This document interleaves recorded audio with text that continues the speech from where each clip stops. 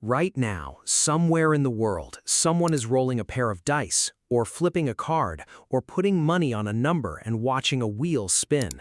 And the moment that ball drops into a slot, something fires in their brain that feels almost exactly like falling in love.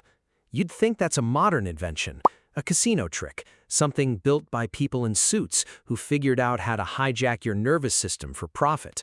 But the urge underneath it is not modern at all. It's not even close, because the desire to risk something on an uncertain outcome doesn't start in Las Vegas. It doesn't start in ancient Rome either. It starts on the savannas of Africa, tens of thousands of years before anyone invented money to lose. In 2002, researchers excavating a cave called Border Cave in South Africa uncovered small carved objects made from bone. Some of them were marked with patterns of notches.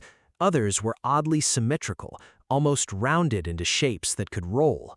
The site dates back roughly 44,000 years. Now, archaeologists are careful with objects like this. Not everything with a mark on it was a gain piece, but the patterns weren't random. They were deliberate, and deliberate marks on small portable objects are exactly what you'd expect from something used to track a score, or decide a turn, or settle a bet. Why would early humans need that? Think about what daily life actually looked like back then. Hunter-gatherer life runs on chance. Will the hunt succeed today? Will the herd move toward you or away from you? Will the rain come in time for the berries to ripen? Every single day was already a gamble, just one with no rules and no way to practice it safely. So what if humans started creating small, low-stakes versions of that same uncertainty?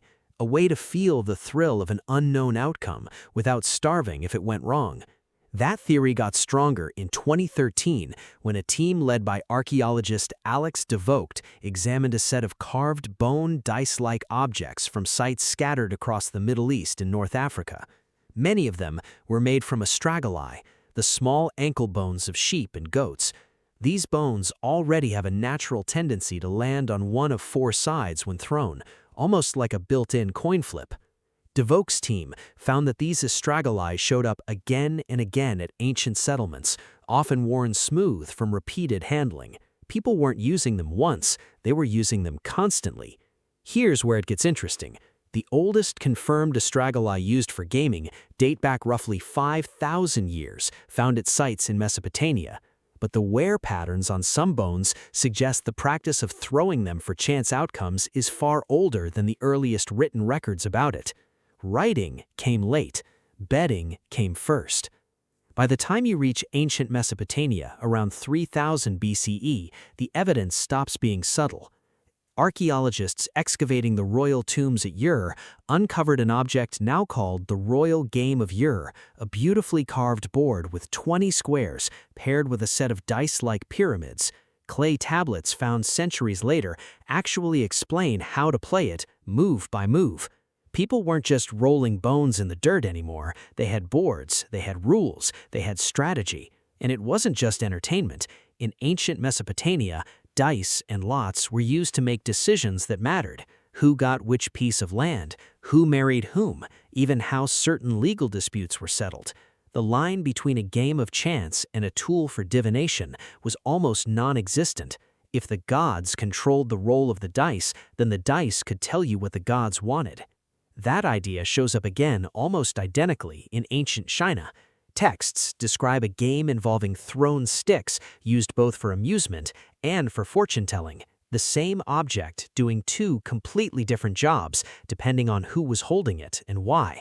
Chance wasn't separate from fate back then. It was the same force wearing two different masks. Now, here's the twist that should make you rethink the whole story. A psychologist named B.F. Skinner ran a series of experiments in the 1950s using pigeons and a lever connected to a food dispenser. When the lever delivered food every single time it was pressed, the pigeons pressed it occasionally when hungry. But when Skinner rigged the lever to deliver food at random, unpredictable intervals, something strange happened. The pigeons couldn't stop pressing it. They pressed far more, far longer, completely unable to predict when the reward was coming. And that unpredictability is exactly what made them obsessed. That's the same mechanism sitting underneath a slot machine today, and it's almost certainly the same mechanism that made a hunter-gatherer 40,000 years ago keep throwing a bone across the dirt long after the first roll. Uncertainty doesn't just create risk, it creates craving. So by the time you reach ancient Rome, gambling wasn't hidden in the shadows. Dice games were everywhere, despite being officially illegal outside of certain festivals. Roman soldiers gambled in their camps. Emperors gambled inside their palaces. The Emperor Claudius reportedly wrote an entire book on how to win at dice. Loaded dice, weighted on one side to favor certain outcomes, have been found at Roman sites, meaning people weren't just gambling, they were already trying to cheat at something that's been part of human behavior for tens of thousands of years. Here's what all of this adds up to. 44,000 years ago, your ancestors were carving and throwing small bones, possibly to recreate the thrill of an uncertain outcome. 5,000 years ago, those bones became dice, etched with symbols, polished from constant use. 3,000 years before that, dice weren't just games, they were how people asked the universe for an answer. And underneath every single one of those moments was the same neurological hook that keeps a pigeon pressing a lever and keeps a human hand reaching for one more spin tonight. You didn't inherit gambling from a casino, you inherited it from a savanna, from a riverbank, from a small bone tumbling across packed dirt while someone watched, breath held, waiting to see which side it landed on. The dice have changed, the stakes have changed, the need to know what happens next before it happens, that part never left.